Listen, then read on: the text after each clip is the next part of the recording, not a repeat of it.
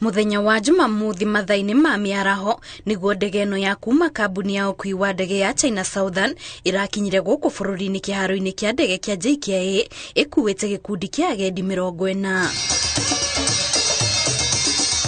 Nyĩmbo cia kĩndũire o hamwe na mĩthũngũtho nĩyo ĩrahũthĩrirwo gũcanjamũra na kũnyita ũgeni agendi aya, na makĩria kuona atĩ gĩkĩ nĩkĩo gĩkundi kĩa mbere kĩa agendi gũkinya gũkũ bũrũri-inĩ kuuma bũrũri wa China ihinda-inĩ rĩa mĩaka 3 kuuma rĩrĩa mũrimũ wa COVID-19 watuthũkire.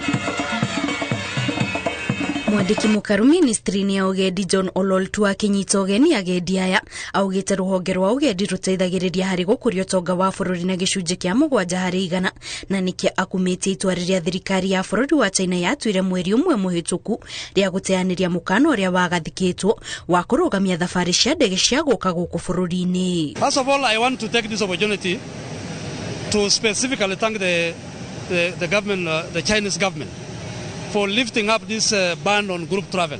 We are very, very grateful. Ona onjoria biacara-inĩ ya mĩkawa nĩ makenereire icera rĩrĩ rĩa agendi kuma bũrũri wa China, makiuga rĩu biacara ciao nĩ ikũgacĩra na baita yao yongerereke. I'm feeling so excited after having the first group to Kenya after 2019 COVID. We are looking forward to a very busy season from July to September because of the migration in the Masai Mara.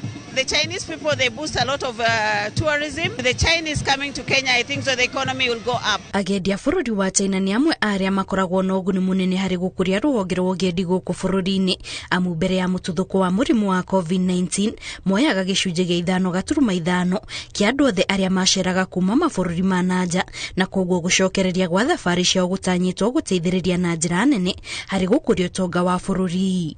Ngĩribotera Inooro TV, njĩtagwo Kate Muthoni.